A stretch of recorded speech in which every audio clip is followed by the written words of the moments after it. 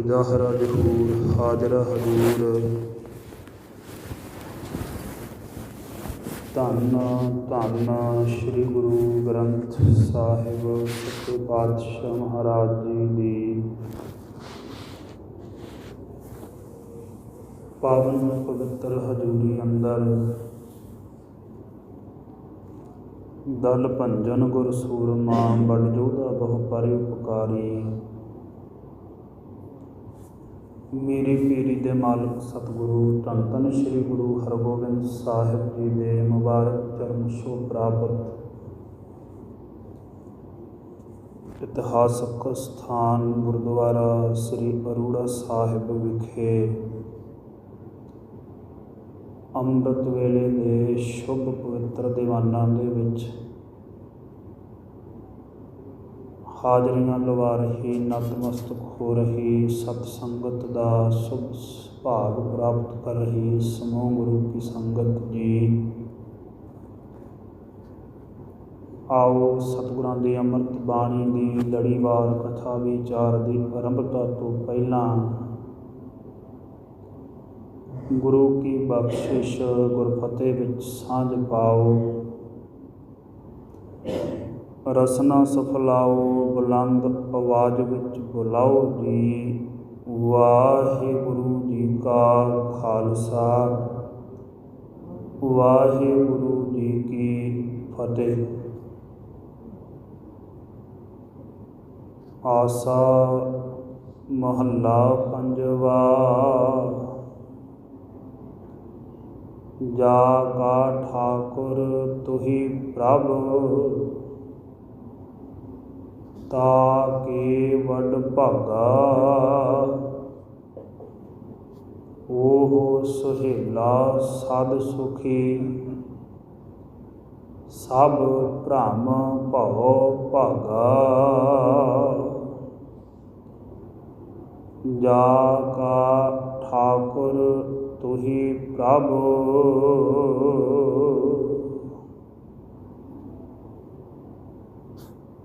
ਗਰੀਬ ਨਵਾਜ। ਪੰਚਮ ਪਿਤਾ ਧੰਨ ਧੰਨ ਸ਼੍ਰੀ ਗੁਰੂ ਅਰਜਨ ਦੇਵ ਸਾਹਿਬ ਜੀ ਆਸਾ ਰਾਗ ਦੇ ਦੁਆਰਾ ਇਸ ਪਾਵਨ ਪਵਿੱਤਰ ਅੰਮ੍ਰਿਤ ਸ਼ਬਦ ਦੇ ਵਿੱਚ ਉਸ ਅਕਾਲ ਪੁਰਖ ਪਰਮੇਸ਼ਰ ਵਾਹਿਗੁਰੂ ਦੀ ਸਰਬੱਗਤਾ, ਉਸ ਦੀ ਅਗੰਮ ਸ਼ਕਤੀ ਦਾ ਅਹਿਸਾਸ ਜੀਵ ਨੂੰ ਕਰਾਉਂਦੇ ਹੈ।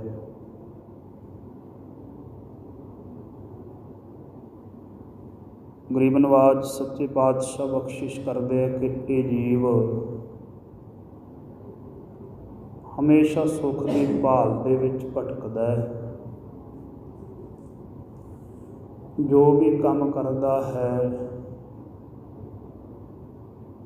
ਜੋ ਵੀ ਕਿਰਤ ਕਰਦਾ ਹੈ, ਉਹ ਸਭ ਸੁੱਖ ਦੀ ਭਾਲ ਦੇ ਵਿੱਚ ਕਰਦਾ ਹੈ। ਪਰ ਸੁੱਖ ਦਾ ਮੁੱਢ, ਮੂਲ ਸੁੱਖ ਦਾ ਬੀਜ ਤੇ ਪਰਮੇਸ਼ਰ ਹੈ ਤੇ ਪਰਮੇਸ਼ਰ ਦਾ ਨਾਮ ਹੈ।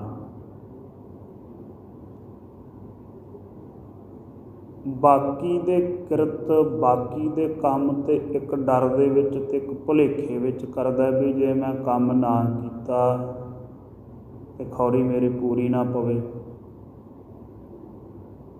ਮੈਨੂੰ ਸੁੱਖ ਪ੍ਰਾਪਤ ਨਾ ਹੋਵੇ, ਮੇਰਾ ਦੁੱਖ ਵੱਧ ਜਾਵੇ, ਮੈਨੂੰ ਧਨ ਲਾਭ ਨਾ ਮਿਲੇ, ਮੈਨੂੰ ਰੋਜੀ ਰੋਟੀ ਨਾ ਮਿਲੇ। ਇਸ ਡਰ ਦੇ ਸਤਾਏ ਹੋਏ ਬਹੁਤ ਸਾਰੇ ਜੀਵ ਮਨ ਦੇ ਨਾ ਚਾਹੁੰਦਿਆਂ ਵੀ ਕੰਮਾਂ ਧੰਦਾਂ ਦੇ ਵਿੱਚ, ਧੰਦਿਆਂ ਦੇ ਵਿੱਚ ਉਲਝੇ, ਕੁਛ ਭੁਲੇਖੇ ਵਸ ਕਰੀ ਜਾ ਰਹੇ ਆ ਵੀ ਕਰਾਂਗੇ ਤੇ ਕੁਛ ਨਾ ਕੁਛ ਪ੍ਰਾਪਤ ਹੋਏਗਾ। ਔਰ ਬਹੁਤ ਸਾਰੇ ਕਰਮ ਭੁਲੇਖਿਆਂ ਵਾਸੀ ਹੁੰਦੇ ਆ ਵੀ ਜੇ ਇਉਂ ਕਰਾਂਗੇ ਤੇ ਸੁੱਖ ਪ੍ਰਾਪਤ ਹੋਊਗਾ। ਔਰ ਬਹੁਤ ਸਾਰੇ ਦੰਭੀ ਪਖੰਡੀ ਮਨੁੱਖ ਦੀ ਇਸ ਕਮਜ਼ੋਰੀ ਦਾ ਡਰ ਦਾ ਲਾਭ ਉਠਾ ਕੇ ਇਸ ਨੂੰ ਭੁਲੇਖੇ ਵਸ ਬਹੁਤ ਸਾਰੀ ਐਸੀ ਕਰਤੂਤ ਕਰਾਉਂਦੇ ਆ ਜਿਹੜੇ ਨਾ ਚਾਹੁੰਦਿਆਂ ਹੋਇਆਂ ਵੀ ਕਰਦਾ ਹੈ। ਔਰ ਮਨੁੱਖ ਦੇ ਇਸੇ ਭਰਮ ਤੇ ਭਉ ਭੁਲੇਖੇ ਤੇ ਡਰ ਨੇ ਬਹੁਤ ਸਾਰੇ ਤਾਂਤਰਿਕ ਇਸ ਸੰਸਾਰ ਦੇ ਵਿੱਚ ਪੈਦਾ ਕੀਤੇ, ਟੂਣਿਆਂ ਢਾਲਿਆਂ ਵਾਲੇ ਬਹੁਤ ਸਾਰੇ ਜੀਵ। ਬਹੁਤ ਕੁਛ ਹੁੰਦਾ ਇਸ ਸੰਸਾਰ ਦੇ ਵਿੱਚ ਜੋ ਗਿਣਿਆ ਨਹੀਂ ਜਾ ਸਕਦਾ। ਹੁੰਦਾ ਸਭ ਸੁੱਖ ਹਿੱਤ ਹੈ, ਮਨੁੱਖ ਦੀ ਭਾਵਨਾ ਹੈ, ਚਾਹ ਹੈ ਕਿ ਕਿਸੇ ਤਰੀਕੇ ਮੈਨੂੰ ਸੁੱਖ ਮਿਲ ਜਾਵੇ। ਇਸ ਨੂੰ ਦੁੱਖ ਬਰਦਾਸ਼ਤ ਨਹੀਂ ਹੈ, ਇਹ ਸਮਝਣ ਲਈ ਤਿਆਰ ਹੀ ਨਹੀਂ ਵੀ ਸੁੱਖ ਕੇਵਲ ਜ਼ਿੰਦਗੀ ਦਾ ਹਿੱਸਾ ਨਹੀਂ ਹੋ ਸਕਦਾ, ਦੁੱਖ ਵੀ ਇਸ ਜ਼ਿੰਦਗੀ ਦਾ ਹਿੱਸਾ ਹੈ। ਜਿਵੇਂ ਸਵਾਸ ਆਉਂਦਾ ਹੈ ਤੇ ਜਾਂਦਾ ਹੈ, ਜਿਵੇਂ ਦਿਨ ਤੇ ਰਾਤ, ਦਿਨ ਚੜ੍ਹਦਾ ਦਿਨ ਛੁਪਦਾ, ਰਾਤ ਦੀ ਆਰੰਭਤਾ ਹੁੰਦੀ ਹੈ, ਰਾਤ ਮਿਟਦੀ ਵੀ ਹੈ। ਕੱਲੀ ਰਾਤ ਨਹੀਂ ਹੋ ਸਕਦੀ, ਕੱਲਾ ਦਿਨ ਨਹੀਂ ਹੋ ਸਕਦਾ। ਇਹ ਨਹੀਂ ਹੋ ਸਕਦਾ ਸਵਾਸ ਸਿਰਫ ਆਵੇ, ਇਹ ਪ੍ਰਕਿਰਿਆ ਰੋਕ ਨਹੀਂ ਸਕਦੀ। ਜੇ ਸਵਾਸ ਆਇਆ ਸਵਾਸ ਜਾਊਗਾ ਵੀ, ਜੇ ਸਵਾਸ ਜਾਊਗਾ ਤੇ ਸਵਾਸ ਆਊਗਾ ਵੀ, ਇਹ ਪ੍ਰਕਿਰਿਆ ਰੋਕ ਨਹੀਂ ਸਕਦੀ। ਸੌਣਾ ਤੇ ਜਾਗਣਾ ਇਹ ਪ੍ਰਕਿਰਿਆ ਰੋਕ ਨਹੀਂ ਸਕਦੀ। ਆਰਾਮ ਜ਼ਰੂਰੀ ਹੈ, ਬਹੁਤ ਜ਼ਰੂਰੀ ਹੈ।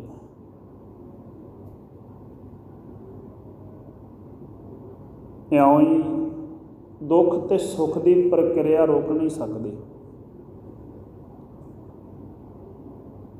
ਜੇ ਅੱਜ ਸੁੱਖ ਹੈ ਤੇ ਦੁੱਖ ਨੇ ਆਉਣਾ ਹੀ ਆਉਣਾ ਹੈ, ਪ੍ਰਕਿਰਿਆ ਹੈ। ਜੇ ਅੱਜ ਦੁੱਖ ਹੈ ਤੇ ਸੁੱਖ ਵੀ ਆਊਗਾ ਹੀ ਆਊਗਾ, ਜਾਂ ਕਿਤੇ ਪਿੱਛੇ ਸੁੱਖ ਆਪਾਂ ਭੋਗ ਚੁੱਕੇ ਹਾਂ। ਜੋ ਅੱਜ ਸੁਖੀ ਆ ਇਹ ਨਹੀਂ ਹੋ ਸਕਦਾ ਵੀ ਉਹਨੇ ਕਦੇ ਦੁੱਖ ਨਹੀਂ ਭੋਗਿਆ ਜਾਂ ਭੋਗੇ ਨਾ। ਜਿਹੜਾ ਅੱਜ ਦੁਖੀ ਆ ਇਹ ਨਹੀਂ ਹੋ ਸਕਦਾ ਉਹਨੇ ਕਦੇ ਸੁੱਖ ਨਹੀਂ ਭੋਗਿਆ ਜਾਂ ਸੁੱਖ ਭੋਗੇ ਨਾ। ਇਹ ਪ੍ਰਕਿਰਿਆ ਹੈ, ਮਨੁੱਖ ਦੇ ਜੀਵਨ ਦਾ ਅਹਿਮ ਹਿੱਸਾ ਹੈ। ਇਸ ਗੱਲ ਨੂੰ ਫਿਰ ਵੀ ਸਮਝਣ ਦੇ ਲਈ ਤਿਆਰ ਨਹੀਂ। ਗਰੀਬ ਨਵਾਜ ਨੇ ਬਹੁਤ ਉਦਾਹਰਨਾਂ ਦੇ ਕੇ ਸਮਝਾਇਆ। ਦੁੱਖ ਸੁੱਖ ਦੋਏ ਕੱਪਰੇ, ਪਹਿਰਹਿ ਜਾਏ ਮਨੁੱਖ।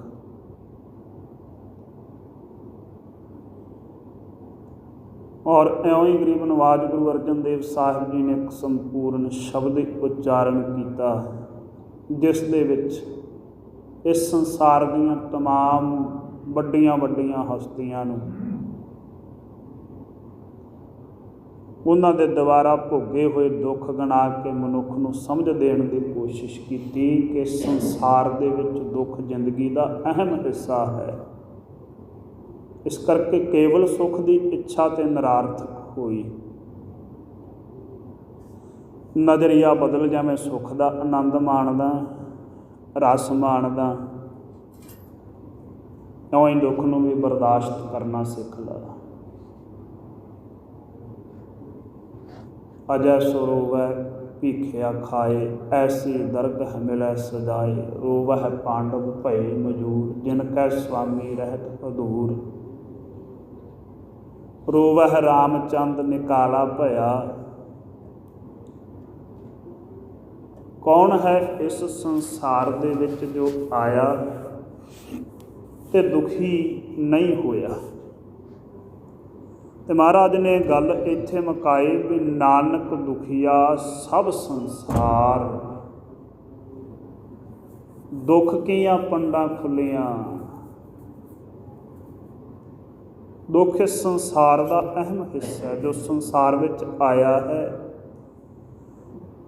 ਜਿਵੇਂ ਸੁਖੀ ਹੋਣਾ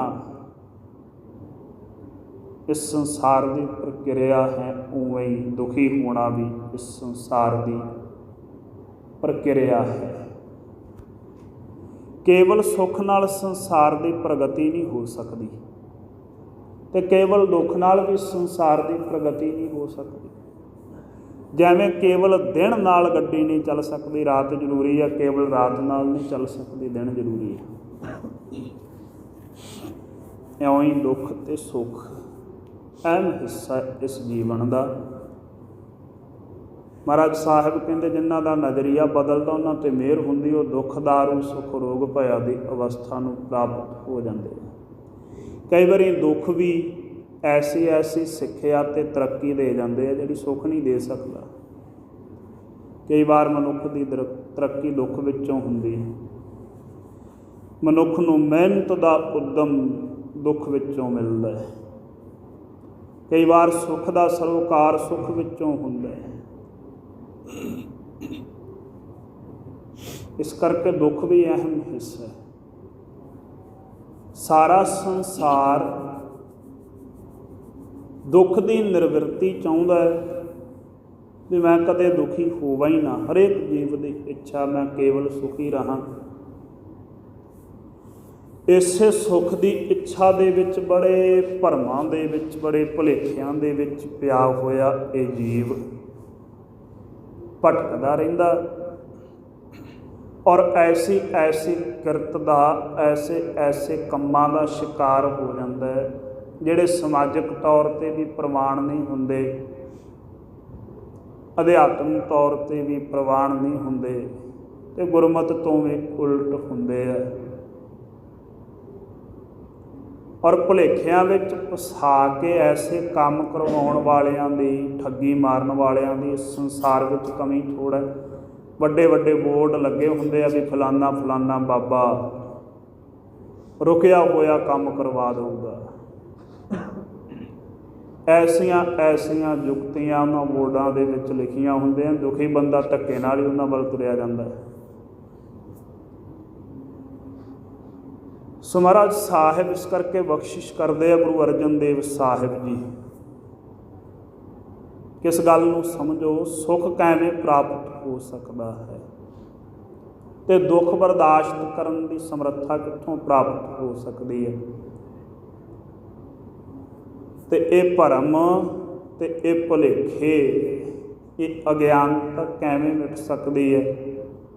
ਜਿਵੇਂ ਸੁੱਖ ਨੂੰ ਭੋਗਦੇ ਹਾਂ, ਬਰਦਾਸ਼ਤ ਕਰਦੇ ਖੁਸ਼ੀ ਇਉਂ ਹੀ ਦੁੱਖ ਦਾ ਸਮਾਂ ਕਿਵੇਂ ਲੰਘ ਸਕਦਾ, ਕਿਵੇਂ ਬਰਦਾਸ਼ਤ ਹੋ ਸਕਦਾ ਹੈ। ਆਸਾ ਮਹੱਲਾ ਪੰਜਵਾ। ਜਾ ਕਾ ਠਾਕੁਰ ਤੁਹੀ ਪ੍ਰਭ, ਤਾ ਕੇ ਵੱਡ ਭਾਗਾ। ਮਹਾਰਾਜ ਸਾਹਿਬ ਬਖਸ਼ਿਸ਼ ਕਰਦੇ ਹੈ, ਪ੍ਰਭੂ ਠਾਕੁਰ ਨਾਮ ਹੁੰਦਾ ਮਾਲਕ ਦਾ।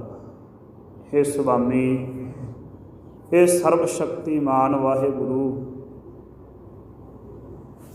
ਜਿਨ੍ਹਾਂ ਦਾ ਤੂੰ ਪ੍ਰਭੂ ਹੈ, ਜਿਨ੍ਹਾਂ ਨੇ ਤੇਰਾ ਆਸਰਾ ਤੱਕਿਆ, ਜਿਨ੍ਹਾਂ ਨੇ ਤੇਰੀ ਸਮਰੱਥਾ ਨੂੰ ਸਮਝਿਆ ਹੈ, ਤੇਰੀ ਸ਼ਰਨ ਵਿੱਚ ਆਏ ਹੈ, ਉਹ ਵਡਭਾਗੀ ਜੀਵ ਹੈ। ਐਸੇ ਸੂਝਵਾਨ ਸਮਝਦਾਰ ਮਨੁੱਖ,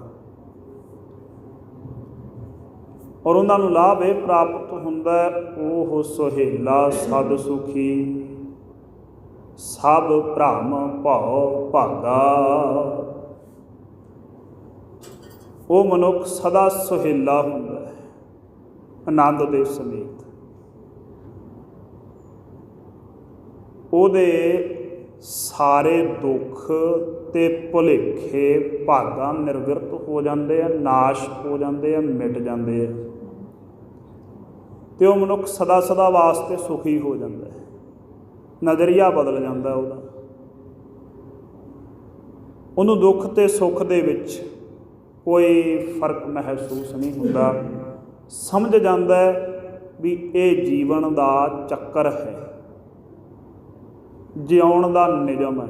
ਜੇ ਸੁੱਖ ਆਊਗਾ ਤਾਂ ਦੁੱਖ ਵੀ ਆਊਗਾ, ਜੇ ਦੁੱਖ ਆਇਆ ਤਾਂ ਸੁੱਖ ਵੀ ਆਊਗਾ। ਪਰਮੇਸ਼ਰ ਦੀ ਯਾਦ ਵਿੱਚ ਜੁੜਿਆ, ਦੁੱਖ ਸੁੱਖ ਤੋਂ ਪਰੇ ਇਸ ਜੀਵਨ ਦੇ ਚੱਕਰ ਨੂੰ ਸਮਝਦਾ ਹੋਇਆ ਜਿਉਂਦਾ ਹੈ। ਇਸ ਕਰਕੇ ਸਦਾ ਸੁੱਖ ਦੀ ਅਵਸਥਾ ਵਿੱਚ ਰਹਿੰਦਾ ਹੈ।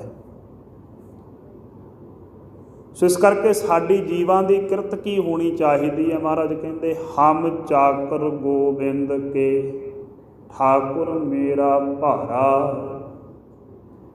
ਅਸੀਂ ਸਾਰੇ ਚਾਕਰ ਸੇਵਕ ਹਾਂ, ਪ੍ਰਿਥਵੀ ਦੇ ਪ੍ਰਤਪਾਲਕ। ਇਹਨਾਂ ਇੰਦਰੀਆਂ ਨੂੰ ਚੇਤਨਤਾ ਦੀ ਸਮਰੱਥਾ ਦੇਣ ਵਾਲੇ ਪਰਮੇਸ਼ਰ ਦੇ, ਜਿਹੜਾ ਭਾਰੀ ਸਮਰੱਥਾਵਾਨ ਹੈ, ਭਾਰਾ ਸਰਬ ਸ਼ਕਤੀਮਾਨ ਹੈ, ਜਿਹਦੇ ਤੁੱਲ ਨਹੀਂ ਹੈ ਦੂਜਾ ਕੋਈ ਇਸ ਜਹਾਨ ਵਿੱਚ, ਜਿਹਨੇ ਮਿਹਰ ਕੀਤੀ, ਅੱਖਾਂ ਨੂੰ ਵੇਖਣ ਦਾ ਬਲ ਬਖਸ਼ਿਆ, ਸਿੱਧੇ ਅਰਥ ਕੰਨਾਂ ਨੂੰ ਸੁਣਨ ਦਾ ਬਲ ਬਖਸ਼ਿਆ, ਹੱਥਾਂ ਪੈਰਾਂ ਨੂੰ ਚੱਲਣ ਕਿਰਿਆ ਕਰਨ ਦਾ ਬਲ ਬਖਸ਼ਿਸ਼ ਕੀਤਾ ਹੈ, ਜਿਹਦੀ ਮਿਹਰ ਨਾਲ ਗਿਆਨ ਇੰਦਰੇ ਤੇ ਕਰਮ ਇੰਦਰੇ ਹਰਕਤ ਵਿੱਚ ਹੈ। ਉਹਦੇ ਅਸੀਂ ਚਾਕਰ ਸੇਵਕ ਹਾਂ, ਇਸ ਗੱਲ ਦਾ ਅਹਿਸਾਸ ਕਰੀਏ। ਕਰਨ ਕਰਾਵਨ ਸਗਲ ਵਿਦ ਸੋ ਸਤਿਗੁਰੂ ਹਮਾਰਾ। ਜੋ ਸਭ ਕੁਛ ਕਰਨ ਤੇ ਕਰਾਉਣ ਦੇ ਵਿੱਚ ਸਾਰੀਆਂ ਵਿਧੀਆਂ ਦੇ ਨਾਲ ਨਿਪੁੰਨ ਹੈ, ਕਿਉਂਕਿ ਸਮਰੱਥਾ ਉਹ ਦੇ ਰਿਹਾ ਨਾ ਜਿਉਣ ਦੀ। ਜੋ ਸਮਰੱਥਾ ਨਾ ਦੇਵੇ ਤੇ ਕਿਵੇਂ ਗੱਲ ਬਣੇ? ਜਦੋਂ ਜੀਵ ਦੇ ਸਵਾਸ ਪੂਰੇ ਹੁੰਦੇ ਆ, ਅੱਖਾਂ ਤੇ ਇਹੀ ਹੁੰਦੇ ਆ, ਪਰ ਵੇਖਦਾ ਫਿਰ ਇਹਨਾਂ ਅੱਖਾਂ ਨਾਲ। ਕੰਨ ਵੀ ਇਹੀ ਹੁੰਦੇ ਆ, ਫਿਰ ਸੁਣ ਵੀ ਨਹੀਂ ਸਕਦਾ। ਜੀਭ ਵੀ ਇਹੀ ਹੁੰਦੀ ਆ, ਬੋਲ ਵੀ ਨਹੀਂ ਸਕਦਾ। ਕਿਉਂ ਨਹੀਂ ਬੋਲ ਸਕਦਾ? ਜੀਭ ਤਾਂ ਹੈ। ਕਿਉਂ ਨਹੀਂ ਸੁਣ ਸਕਦਾ? ਕੰਨ ਹੈ। ਕਿਉਂ ਨਹੀਂ ਦੇਖ ਸਕਦਾ? ਅੱਖਾਂ ਹੈ। ਕਿਉਂ ਨਹੀਂ ਚੱਲ ਸਕਦਾ? ਪੈਰ ਵੀ ਹੈ, ਹੱਥ ਵੀ ਸਲਾਮਤ ਹੈ। ਪਰ ਉਹ ਸਮਰੱਥਾ ਨਹੀਂ ਰਹੀ। ਜਿਹੜੀ ਸਮਰੱਥਾ ਆਸਰੇ, ਜਿਹੜੀ ਸ਼ਕਤੀ ਆਸਰੇ ਇਹਦੇ ਸਵਾਸ ਟਿਕੇ ਸੀ, ਇਸ ਨੂੰ ਚੇਤਨਤਾ ਪ੍ਰਾਪਤ ਸੀ, ਉਹ ਗੌਣ ਹੋ ਗਈ। ਹੁਣ ਖਿੱਚ ਲਈ ਪਰਮੇਸ਼ਰ ਨੇ, ਪੂਰਨ ਵਾਹਿਗੁਰੂ ਨੇ। ਉਹ ਸ਼ਕਤੀ ਨਹੀਂ ਰਹਿਣ ਦਿੱਤੀ ਇਸ ਪਾਸ। ਸੋ ਇਉਂ ਉਹ ਸਮਰੱਥਾ ਦੇ ਕੇ, ਚੇਤਨਤਾ ਦੇ ਕੇ ਸਭ ਕੁਛ ਕਰਨ ਕਰਾਉਣ ਦੇ ਵਿੱਚ ਸਾਰਿਆਂ ਤਰੀਕਿਆਂ ਨਾਲ ਨਿਪੁੰਨ ਹੈ, ਪੂਰਨ ਹੈ।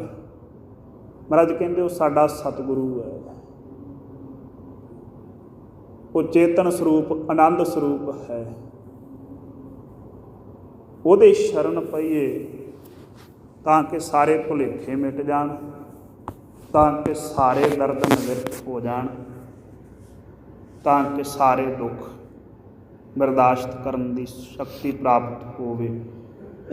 ਰਹਾਉ ਵਿਸ਼ਰਾਮ ਦੇ ਕੇ ਫਰਮਾਉਂਦੇ ਆ ਸਤਿਗੁਰੂ, ਦੂਜਾ ਨਾਹੀ ਔਰ ਕੋ। ਹੋਰ ਕੌਣ ਹੈ ਇਸ ਸੰਸਾਰ ਦੇ ਵਿੱਚ ਦੂਜਾ? ਉਸ ਤੋਂ ਬਿਨਾਂ ਕੋਈ ਵੀ ਨਹੀਂ। ਇਸ ਕਰਕੇ ਤਾ ਕਾ ਭਾਵ ਕਰੀਏ, ਉਸ ਵਾਹਿਗੁਰੂ ਦਾ ਡਰ ਰੱਖੀਏ ਹਿਰਦੇ ਦੇ ਵਿੱਚ, ਭੈ ਰੱਖੀਏ। ਜ਼ਰੂਰੀ ਹੈ ਉਹਦਾ ਭੈ ਰੱਖਣਾ। ਪਰ ਮਹਾਰਾਜ ਸੱਚੇ ਪਾਤਸ਼ਾਹ ਉਸ ਦਾ ਭੈ ਸਾਡੇ ਹਿਰਦੇ ਵਿੱਚ ਪ੍ਰਵੇਸ਼ ਕਿਵੇਂ ਹੋਵੇ, ਕਿਵੇਂ ਅਨੁਭਵ ਹੋਵੇ ਵੀ ਉਹ ਸਰਬ ਸ਼ਕਤੀਮਾਨ ਹੈ ਅਤੇ ਸਭ ਕੁਛ ਕਰਨ ਕਰਾਉਣ ਵਿੱਚ ਸਮਰੱਥ ਹੈ। ਜੇ ਅਨੁਭਵ ਹੀ ਨਾ ਹੋਵੇ ਤੇ ਮਨੁੱਖ ਕਿਉਂ ਕਿਸੇ ਦਾ ਭਾਉ ਮੰਨੇ? ਆਪਾਂ ਥਾਣਿਆਂ ਕਚਹਿਰੀਆਂ ਦਾ ਭਾਉ ਡਰ ਇਸੇ ਕਰਕੇ ਮੰਨਦੇ ਹਾਂ ਕਿਉਂਕਿ ਉਹ ਸਾਡੇ ਅਨੁਭਵ ਵਿੱਚ ਹੈ। ਸਾਨੂੰ ਯਕੀਨ ਆ ਵੀ ਉਹ ਕੀ ਕੁਛ ਕਰ ਸਕਦੇ ਆ, ਪਤਾ ਹੈ ਸਾਨੂੰ। ਅਤੇ ਇਹ ਨਹੀਂ ਸਾਨੂੰ ਯਕੀਨ, ਸਾਨੂੰ ਪਤਾ ਨਹੀਂ, ਸਾਨੂੰ ਅਨੁਭਵ ਨਹੀਂ ਹੈ ਕਿ ਪਰਮੇਸ਼ਰ ਕੀ ਕੁਛ ਕਰ ਸਕਦਾ ਹੈ। ਸੁਣਦੇ ਤਾਂ ਜ਼ਰੂਰ ਹਾਂ, ਪੜ੍ਹਦੇ ਵੀ ਹਾਂ, ਪਰ ਯਕੀਨ ਨਹੀਂ ਕਰ ਪਾਉਂਦੇ। ਕਿਤੇ ਨਾ ਕਿਤੇ ਸ਼ੰਕੇ ਵਿੱਚ ਆ, ਭਰਮ ਵਿੱਚ, ਉਹਦੀ ਸਮਰੱਥਾ 'ਤੇ ਯਕੀਨ ਨਹੀਂ ਰਹਿ ਗਿਆ। ਮਹਾਰਾਜ ਕਹਿੰਦੇ ਯਕੀਨ ਇਹ ਅਨੁਭਵ, ਇਹ ਸਮਰੱਥਾ ਤਾਂ ਪ੍ਰਾਪਤ ਹੋਊਗੀ ਗੁਰ ਸੇਵਾ ਮਹਿਲ ਪਾਈਐ ਜਗਤ ਉਤਰ ਤਰੀਐ। ਪੂਰਨ ਗੁਰੂ ਦੀ ਸੇਵਾ ਕਰਕੇ ਉਸ ਪਰਮੇਸ਼ਰ ਦੇ ਸਰੂਪ ਨੂੰ ਪ੍ਰਾਪਤ ਹੋ ਸਕਦਾ ਹੈ। ਜੀਵ ਦੁੱਤਰ ਜਿਹੜਾ ਦੁਸ਼ਕਰ ਹੈ, ਬਹੁਤ ਕਠਿਨ ਇਹ ਸੰਸਾਰ, ਇਸ ਨੂੰ ਤਰ ਸਕਦਾ ਹੈ। ਗੁਰੂ ਸਾਹਿਬ ਜੀ ਦੀ ਸੇਵਾ ਉਸ ਦੀ ਸਮਰੱਥਾ ਦਾ ਅਨੁਭਵ ਕਰਾ ਸਕਦੀ ਹੈ, ਯਕੀਨ ਕਰਾ ਸਕਦੀ ਹੈ। ਯਥਾਰਥ ਗਿਆਨ ਗੁਰੂ ਸਾਹਿਬ ਜੀ ਦੀ ਸੇਵਾ ਵਿੱਚੋਂ ਪ੍ਰਾਪਤ ਹੁੰਦਾ ਹੈ ਜੀ। ਸੇਵਾ ਬਹੁਤ ਵੱਡੀ ਬਖਸ਼ਿਸ਼ ਹੈ ਗੁਰੂ ਦੀ, ਜੇ ਕਿਸੇ ਨੂੰ ਪ੍ਰਾਪਤ ਹੋਵੇ ਤੇ ਫਿਰ ਸੇਵਾ ਪ੍ਰਾਪਤ ਹੋ ਕੇ ਇਸ ਜੀਵ ਨੂੰ ਉਹ ਸੇਵਾ ਪਚ ਵੀ ਜਾਵੇ, ਅਹੰਕਾਰੀ ਨਾ ਹੋ ਜਾਵੇ ਜੀਵ। ਕਈ ਗੁਰੂ ਘਰ ਸੇਵਾ ਕਰਦੇ ਆ ਜੀ, ਸਾਰਿਆਂ ਦੀ ਗੱਲ ਨਹੀਂ, ਜਿਹੜੇ ਕਰਦੇ ਆ ਬਹੁਤ ਵੱਡੀ ਦਾਤ ਪ੍ਰਾਪਤ ਹੈ ਉਹਨਾਂ ਨੂੰ। ਗੁਰੂ ਸਾਹਿਬ ਦੀ ਉਹਨਾਂ ਦੇ ਸਾਹਮਣੇ ਸਿਰ ਝੁਕਾਉਣਾ ਹੀ ਬਣਦਾ ਜਿਹੜੇ ਸੇਵਾ ਕਰਦੇ ਆ, ਕਿਉਂਕਿ ਗੁਰ ਸੇਵਾ ਕਿੰਨ ਨਾ ਲੱਭੇ। ਅਤੇ ਸਤਿਗੁਰਾਂ ਦੇ ਬਚਨ, ਸਤਿਗੁਰੂ ਦੀ ਸੇਵਾ ਕਿਸੇ ਪ੍ਰਕਾਰ ਵੀ ਨਹੀਂ ਲੱਭਦੀ।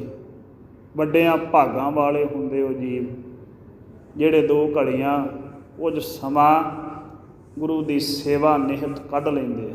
ਆ ਵੀ ਸੇਵਾ ਜੋ ਆਪਾਂ ਕਰ ਰਹੇ ਹਾਂ, ਇਹ ਵੀ ਸੇਵਾ ਦਾ ਇੱਕ ਹਿੱਸਾ ਹੈ। ਗੁਰੂ ਦੇ ਬਚਨ ਸੁਣਨੇ, ਜੁੜਨਾ, ਇਹ ਵੀ ਸੇਵਾ ਹੈ। ਪਰ ਕਈ ਵਾਰੀ ਇੱਕ ਅੱਧ ਚੰਗੀ ਕਰੈ ਦੂਜੀ ਭੀ ਵੇਰਾਸ। ਇੱਕ ਤੇ ਜੀਵ ਚੰਗੀ ਗੱਲ ਕਰ ਲੈਂਦਾ, ਪਰ ਦੂਜੀ ਉਸ ਤੋਂ ਵੀ ਐਸੀ ਕਜਾ ਦੀ ਮਾੜੀ ਕਿ ਕੀਤੀ ਹੋਈ ਤੇ ਕਰਾਈ ਤੇ ਵੀ ਮਿੱਟੀ ਪਾ ਲੈਂਦਾ। ਫਿਰ ਸੇਵਾ ਅਹੰਕਾਰ ਦਾ ਕਾਰਨ ਬਣ ਜਾਂਦੀ। ਕਹਿੰਦਾ ਜਿਵੇਂ ਮੈਂ ਕਰਦਾ ਸਾਰੇ ਹੀ ਐਵੇਂ ਹੀ ਕਰਨ। ਇਹ ਨਹੀਂ ਸਮਝਦਾ ਵੀ ਇਹ ਗੁਰੂ ਦੀ ਬਖਸ਼ਿਸ਼ ਹੈ, ਸਭ ਤੇ ਪ੍ਰਾਪਤ, ਸਭ ਨੂੰ ਪ੍ਰਾਪਤ ਨਹੀਂ ਹੋ ਸਕਦੀ, ਸਭ ਤੇ ਨਹੀਂ ਹੋ ਸਕਦੀ। ਇਹ ਨਹੀਂ ਸਮਝਦਾ ਗੁਰੂ ਦੀ ਖੁਸ਼ੀ ਹੈ, ਸਾਰਿਆਂ ਨੂੰ ਨਹੀਂ ਪ੍ਰਾਪਤ ਹੋ ਸਕਦੀ। ਜੇ ਮੈਨੂੰ ਪ੍ਰਾਪਤ ਹੋਈ, ਮੈਂ ਸਤਿਗੁਰੂ ਦਾ ਧੰਨਵਾਦ ਕਰਾਂ ਜੀ, ਮਹਾਰਾਜ ਸਾਹਿਬ ਮੈਨੂੰ ਸੇਵਾ ਬਖਸ਼ੀ ਹੈ, ਤੁਹਾਡਾ ਧੰਨਵਾਦ ਹੈ ਜੀ, ਬਖਸ਼ੀ ਰੱਖਿਓ, ਉਦਮ ਦੇ ਹੀ ਰੱਖਿਓ। ਕਹਿੰਦਾ ਨਹੀਂ, ਜਿਵੇਂ ਮੈਂ ਕਰਦਾ ਸਾਰੇ ਹੀ ਕਰਨ। ਫਿਰ ਸਤਿਗੁਰੂ ਦੀ ਬਖਸ਼ਿਸ਼ ਨਹੀਂ ਗਿਣਦਾ, ਆਪ ਦਾ ਉਦਮ ਗਿਣ ਦਿੰਦਾ ਹੈ। ਬਾਬਾ ਬੁੱਢਾ ਸਾਹਿਬ ਜੀ ਨੇ 125 ਸਾਲ ਦੇ ਤਕਰੀਬਨ ਸੇਵਾ ਕੀਤੀ ਹੈ ਗੁਰੂ ਘਰ ਦੀ। ਥੋੜ੍ਹਾ ਸਮਾਂ ਉਹਦੇ ਵਿੱਚੋਂ ਕੱਢ ਦਿਓ, ਜਦੋਂ ਗੁਰੂ ਨਾਨਕ ਦੇਵ ਸਾਹਿਬ ਜੀ ਦੀ ਸ਼ਰਨ ਆਏ ਉਦੋਂ ਪਹਿਲਾਂ ਵਾਲਾ। 125 ਸਾਲ ਬਾਬਾ ਬੁੱਢਾ ਸਾਹਿਬ ਜੀ ਦੀ ਉਮਰ ਸੀ, ਆਰਜਾ ਸੀ। ਪਹਿਲਾਂ ਸਾਡੇ ਇਸ ਧਰਤੀ ਦੇ ਵਸਨੀਕ ਲੋਕਾਂ ਦੀ ਉਮਰ ਬਹੁਤ ਹੁੰਦੀ ਸੀ। ਬਾਬਾ ਸ਼੍ਰੀ ਚੰਦ ਸਾਹਿਬ ਜੀ ਦੀ ਉਮਰ 150 ਸਾਲ ਦੇ ਤਕਰੀਬਨ ਦੱਸੀ ਜਾਂਦੀ। ਗੁਰੂ ਨਾਨਕ ਦੇਵ ਸਾਹਿਬ ਜੀ ਦੇ ਵੱਡੇ ਸਪੁੱਤਰ। ਉਵੇਂ ਬਾਬਾ ਬੁੱਢਨ ਸ਼ਾਹ ਦੀ ਉਮਰ ਵੀ ਬਹੁਤ ਦੱਸੀ ਜਾਂਦੀ ਹੈ, ਕਿਉਂਕਿ ਲੋਕੀ ਸਿਹਤ ਦਾ ਖਿਆਲ ਰੱਖਦੇ ਸੀ, ਗਿਆਨੀ ਸੀ। ਕੀ ਖਾਣਾ ਹੈ, ਕੀ ਪੀਣਾ ਹੈ, ਕੀ ਪਹਿਨਣਾ ਹੈ, ਅਤੇ ਸਭ ਨਾਲੋਂ ਵੱਡੀ ਗੱਲ ਵੀ ਚਿੰਤਾ ਮੁਕਤ ਰਹਿੰਦੇ ਸੀ, ਫਿਕਰਾਂ ਵਿੱਚ ਨਹੀਂ ਸੀ ਪੈਂਦੇ। ਫਿਕਰ ਉਮਰ ਨੂੰ ਘਟਾ ਦਿੰਦੀ, ਚਿੰਤਾ ਘਟਾ ਦਿੰਦੀ ਹੈ ਉਮਰ ਨੂੰ। ਇਸ ਤਰੀਕੇ ਨਾਲ ਜਿਉਂਦੇ ਸੀ ਵੀ ਫਿਕਰ ਨਹੀਂ ਸੀ ਨੇੜੇ ਤੇੜੇ ਆਉਣ ਦਿੰਦੇ। ਉਹ ਸਾਡੇ ਜਿਉਣ ਦਾ ਤਰੀਕਾ ਬਦਲ ਗਿਆ। ਖੈਰ ਇਹ ਆਪਣਾ ਵਿਸ਼ਾ ਨਹੀਂ। ਬਾਬਾ ਬੁੱਢਾ ਸਾਹਿਬ ਜੀ ਇੰਨੀ ਸੇਵਾ 6 ਪਾਤਸ਼ਾਹਾਂ ਦੇ ਸਨਮੁਖ ਕਮਾਈ। ਉਹਨਾਂ ਦਾ ਤਮਾਮ ਜੀਵਨ ਪੜ੍ਹੋ, ਕਿੱਡੇ ਕਿੱਡੇ ਵੱਡੇ ਗੁਰਸਿੱਖ। ਉਹਨਾਂ ਤੋਂ ਬਾਅਦ ਸਤਿਗੁਰਾਂ ਦੇ ਦਰ ਘਰ ਆਏ, ਸਤਿਗੁਰਾਂ ਦੇ ਚਰਨ ਸ਼ਰਨ ਪਹੁੰਚੇ, ਪਰ ਕਦੇ ਵੀ ਉਹਨਾਂ ਨੇ ਕੋਈ ਅਹੰਕਾਰ ਵਾਲਾ ਬਚਨ ਨਹੀਂ ਕੀਤਾ। ਉਹਨਾਂ ਦੇ ਜੀਵਨ ਵਿੱਚ ਕੋਈ ਐਸਾ ਹਿੱਸਾ ਨਹੀਂ ਕਿ ਉਹਨਾਂ ਨੇ ਗੁਰੂ ਸਾਹਿਬਾਂ ਤੋਂ ਇਲਾਵਾ ਕਿਸੇ ਨੂੰ ਉਪਦੇਸ਼ ਦੇਣ ਦੀ ਕੋਸ਼ਿਸ਼ ਕੀਤੀ ਹੋਵੇ ਵੀ ਮੈਂ ਇਉਂ ਸੇਵਾ ਕਰਦਾ ਤਾਂ ਤੂੰ ਵੀ ਐਵੇਂ ਹੀ ਕਰ। ਉਹ ਚੁੱਪਚਾਪ ਆਪਣੀ ਸੇਵਾ ਹੀ ਕਮਾਉਂਦੇ ਗਏ। ਗੁਰੂ ਨੂੰ ਸਮਰੱਥ ਜਾਣ ਕੇ ਅਤੇ ਆਪਣੇ ਆਪ ਨੂੰ ਅਸਮਰੱਥ ਜਾਣ ਕੇ, ਗੁਰੂ ਨੂੰ ਸਰਬੱਗ ਜਾਣ ਕੇ ਅਤੇ ਆਪਣੇ ਆਪ ਨੂੰ ਅਲਪੱਗ ਜਾਣ ਕੇ। ਔਰ ਸਤਿਗੁਰਾਂ ਦੀ ਵੀ ਫਿਰ ਐਸੀ ਖੁਸ਼ੀ ਸੀ ਉਹਨਾਂ ਦੇ ਉੱਪਰ ਕਿ ਅੰਤਮ ਸਮੇਂ ਜਦੋਂ ਬਾਬਾ ਬੁੱਢਾ ਸਾਹਿਬ ਜੀ ਸਰੀਰ ਤਿਆਗਣ ਲੱਗੇ, ਗੁਰੂ ਹਰਗੋਬਿੰਦ ਸਾਹਿਬ ਸੱਚੇ ਪਾਤਸ਼ਾਹ ਆਪ ਮਿਲਣ ਵਾਸਤੇ ਪਹੁੰਚੇ ਸੀ ਬਾਬਾ ਬੁੱਢਾ ਸਾਹਿਬ ਨੂੰ, ਕਿਉਂਕਿ ਉਹਨਾਂ ਦੇ ਸਰੀਰ ਵਿੱਚ ਸਮਰੱਥਾ ਨਹੀਂ ਸੀ, ਕਮਜ਼ੋਰੀ ਸੀ ਸਰੀਰ ਦੇ ਵਿੱਚ ਬਹੁਤ ਜ਼ਿਆਦਾ ਅੰਤਮ ਦਿਨਾਂ ਦੇ ਵਿੱਚ। ਜਦੋਂ ਗੁਰੂ ਹਰਗੋਬਿੰਦ ਸਾਹਿਬ ਸੱਚੇ ਪਾਤਸ਼ਾਹ ਨੂੰ ਦਰਸ਼ਨ ਦੇਣ ਵੇਖਿਆ ਆਇਆਂ ਨੂੰ, ਬਾਬਾ ਬੁੱਢਾ ਸਾਹਿਬ ਜੀ ਨੇ ਉੱਠ ਕੇ ਨਮਸਕਾਰ ਕਰਨ ਲੱਗੇ ਤਾਂ ਬਾਬਾ ਬੁੱਢਾ ਸਾਹਿਬ ਜੀ ਦੇ ਹੱਥਾਂ ਤੋਂ ਪਕੜ ਕੇ ਗੁਰੂ ਸਾਹਿਬ ਜੀ ਨੇ ਸਤਿਕਾਰ ਨਾਲ ਪਲੰਘੇ 'ਤੇ ਲਟਾ ਦਿੱਤਾ ਔਰ ਪ੍ਰੇਮ ਨਾਲ ਬਚਨ ਕੀਤੇ, ਬਾਬਾ ਬੁੱਢਾ ਸਾਹਿਬ ਜੀ ਹੁਣ ਤੁਹਾਨੂੰ ਮੱਥਾ ਟੇਕਣ ਦੀ ਜ਼ਰੂਰਤ ਨਹੀਂ ਰਹੀ, ਤੁਸੀਂ ਮੈਂ ਤੇ ਮੈਂ ਤੁਸੀਂ ਆ। ਆਪਣੇ ਵਿੱਚ ਭੇਦ ਹੀ ਨਹੀਂ ਰਹਿ ਗਿਆ। ਔਰ ਦੂਜੀ ਗੱਲ, ਮੈਂ ਤੁਹਾਡੇ ਤੋਂ ਸਿੱਖਿਆ ਪ੍ਰਾਪਤ ਕੀਤੀ ਹੈ। ਬਾਬਾ ਬੁੱਢਾ ਸਾਹਿਬ ਜੀ ਨੇ ਗੁਰੂ ਹਰਗੋਬਿੰਦ ਸਾਹਿਬ ਸੱਚੇ ਪਾਤਸ਼ਾਹ ਜੀ ਨੂੰ ਗੁਰਮੁਖੀ ਦੇ ਅੱਖਰ ਸਿਖਾਏ ਸੀ, ਘੋੜਸਵਾਰੀ ਸਿਖਾਈ ਸੀ, ਸ਼ਸਤਰ ਵਿੱਦਿਆ ਵੀ ਸਿਖਾਈ ਸੀ। ਬਾਬਾ ਬੁੱਢਾ ਸਾਹਿਬ ਜੀ ਗੁਰੂ ਹਰਗੋਬਿੰਦ ਸਾਹਿਬ ਜੀ ਨੂੰ ਮੱਥਾ ਟੇਕਣਾ ਚਾਹੁੰਦੇ ਆ। ਗੁਰੂ ਹਰਗੋਬਿੰਦ ਸਾਹਿਬ ਜੀ ਬਾਬਾ ਬੁੱਢਾ ਸਾਹਿਬ ਜੀ ਨੂੰ ਮੱਥਾ ਟੇਕਣਾ ਚਾਹੁੰਦੇ ਆ। ਪੀਰ ਮਰੀਦਾ ਪਿਰਹੜੀ ਇਹੋ ਸਾਕ ਸੁਖਾਲਾ। ਜਦੋਂ ਐਸੀ ਪ੍ਰੇਮ ਦੀ ਅਵਸਥਾ 'ਤੇ ਸਿੱਖ ਦੀ ਸੁਰਤ ਪਹੁੰਚ ਜਾਂਦੀ ਹੈ ਨਾ, ਤੇ ਗੁਰੂ ਦੇ ਨਾਲ ਐਸਾ ਸੰਬੰਧ ਪੈਦਾ ਹੋ ਜਾਂਦਾ ਫਿਰ। ਪਰ ਜੇ ਸਤਿਗੁਰਾਂ ਦੇ ਸਨਮੁਖ ਝੁਕ ਕੇ ਸਤਿਗੁਰੂ ਨੂੰ ਸਰਬੱਗ ਜਾਣ ਕੇ ਅਹੰਕਾਰ ਤੋਂ ਬਚ ਕੇ ਸੇਵਾ ਕਮਾਵੇ, ਐਸੀ ਅਵਸਥਾ ਨੂੰ, ਐਸੇ ਮਹਿਲ ਨੂੰ ਪ੍ਰਾਪਤ ਹੋ ਜਾਂਦਾ ਹੈ ਜਿਵੇਂ ਬਾਬਾ ਬੁੱਢਾ ਸਾਹਿਬ ਜੀ ਜਿਸ ਪਦਵੀ 'ਤੇ ਪਹੁੰਚ ਗਏ। ਸੋ ਇਸ ਕਰਕੇ ਮਹਾਰਾਜ ਸਾਹਿਬ ਬਖਸ਼ਿਸ਼ ਕਰਦੇ ਆ, ਗੁਰ ਸੇਵਾ ਮਹਿਲ ਪਾਈਐ ਜਗ ਦੁੱਤਰ ਤਰੀਐ। ਇਹ ਭਾਈ ਗੁਰੂ ਸਾਹਿਬ ਜੀ ਦੀ ਸੇਵਾ ਐਸੀ ਬਰਕਤ ਵਾਲੀ ਬਖਸ਼ਿਸ਼ ਹੈ ਗੁਰੂ ਦੀ, ਜੇ ਕਿਸੇ ਨੂੰ ਪ੍ਰਾਪਤ ਹੋਵੇ ਇਸ ਦੁਸ਼ਟਰ ਕਠਿਨ ਸੰਸਾਰ ਦੇ ਵਿੱਚੋਂ ਪਾਰ ਪੈ ਜਾਂਦਾ ਹੈ ਤੇ ਨਜ਼ਰੀਆ ਬਦਲ ਜਾਂਦਾ ਹੈ, ਇਸ ਦਾ ਸਸ਼ਕਤ ਹੋ ਜਾਂਦਾ ਜੀਵ ਸੋਚਣ ਦੇ ਵਿੱਚ। ਤਮਾਮ ਦੁੱਖ ਸੁੱਖ ਦੀ ਪ੍ਰਕਿਰਿਆ ਸਹਾਰਨ ਦੀ ਮਨੁੱਖ ਦੀ ਸੋਚਣ ਸ਼ਕਤੀ 'ਤੇ ਖਲੋਤੇ ਆ। ਜਰਾ ਸ਼ਕਤੀ, ਸੋਚਣ ਸ਼ਕਤੀ ਜਿਹਦੀ ਕਮਜ਼ੋਰ ਹੈ ਨਾ, ਦੁੱਖ ਵਿੱਚ ਚੀਕਾਂ ਮਾਰਦਾ ਉਹ ਤੇ ਸੁੱਖ ਵਿੱਚ ਲਲਕਾਰੇ, ਖੁਸ਼ੀ ਦਾ ਇਜ਼ਹਾਰ ਕਰਦਾ। ਜੇ ਸੋਖਾ ਤਾਂ ਫਿਰ ਦੂਜਿਆਂ ਨੂੰ ਕੁਛ ਨਹੀਂ ਜਾਣਦਾ, ਜੇ ਦੁਖੀ ਆ ਫਿਰ ਆਪਣੇ ਆਪ ਤੋਂ ਵੀ ਬਰਦਾਸ਼ਤ ਨਹੀਂ ਹੁੰਦਾ, ਫਿਰ ਚੀਕਾਂ ਵੀ ਨਿਕਲਦੀਆਂ। ਜਿਹਦੀ ਸੋਚਣ ਸ਼ਕਤੀ ਥੋੜ੍ਹੀ ਮਜ਼ਬੂਤ ਹੈ ਉਹ ਨਹੀਂ ਇਉਂ ਕਰਦਾ, ਜਾਣਦਾ ਵੀ ਇਹ ਖੁਸ਼ੀ, ਇਹ ਸੁੱਖ ਸਤਿਗੁਰਾਂ ਦੀ ਬਖਸ਼ਿਸ਼ ਆ, ਇਸ ਕਰਕੇ ਨਿਉਂ ਕੇ ਚੱਲੀਏ। ਅਤੇ ਜੇ ਦੁੱਖ ਵੀ ਆ ਗਿਆ, ਪਤਾ ਹੈ ਵੀ ਜੀਵਨ ਦਾ ਹਿੱਸਾ ਹੈ, ਸਤਿਗੁਰਾਂ ਦਾ ਨਾਮ ਜਪਦੇ ਹਾਂ, ਸਤਿਗੁਰਾਂ ਦੀ ਬਾਣੀ ਪੜ੍ਹਦੇ ਹਾਂ, ਸਤਿਗੁਰਾਂ ਦੀ ਰਜ਼ਾ ਦੇ ਵਿੱਚ ਦੁੱਖ ਦੇ ਸਮੇਂ ਵੀ ਐਨ ਅਡੋਲ ਰਹਿੰਦਾ ਅਤੇ ਸਮਾਂ ਲੰਘਾ ਲੈਂਦਾ ਹੈ। ਇਸ ਕਰਕੇ ਮਹਾਰਾਜ ਸਾਹਿਬ ਬਖਸ਼ਿਸ਼ ਕਰਦੇ ਹਾਂ, ਇਸ ਸੰਸਾਰ ਨੂੰ ਉਤਰਿਆ ਜਾ ਸਕਦਾ ਜਿਹੜਾ ਬੜਾ ਕਠਿਨ ਹੈ ਅਤੇ ਬੜਾ ਦੁਸ਼ਟਰ ਹੈ। ਦ੍ਰਿਸ਼ਟ ਤੇਰੀ ਸੁਖ ਪਾਈਐ ਮਨ ਮਾਹਿ ਨਿਧਾਨਾ। ਹੇ ਪ੍ਰਭੂ, ਜੇ ਤੇਰੀ ਕਿਰਪਾ ਦ੍ਰਿਸ਼ਟੀ ਹੋ ਜਾਵੇ ਤੇ ਸੁੱਖ ਦੀ ਪ੍ਰਾਪਤੀ ਹੋ ਜਾਂਦੀ ਹੈ। ਕੈਸੇ ਸੁੱਖ ਦੀ ਪ੍ਰਾਪਤੀ ਹੋ ਜਾਂਦੀ ਹੈ? ਮਨ ਮਾਹਿ ਨਿਧਾਨਾ, ਮਨ ਦੇ ਵਿੱਚ ਹੀ ਖਜ਼ਾਨਾ ਪੈਦਾ ਹੋ ਜਾਂਦਾ ਸੁੱਖ ਦਾ। ਸਰੀਰਕ ਅਵਸਥਾ ਕੈਸੀ ਵੀ ਹੋਵੇ, ਫਿਰ ਉਹ ਡਲਾਉਂਦੀ ਨਹੀਂ, ਦੁਖੀ ਨਹੀਂ ਕਰਦੀ।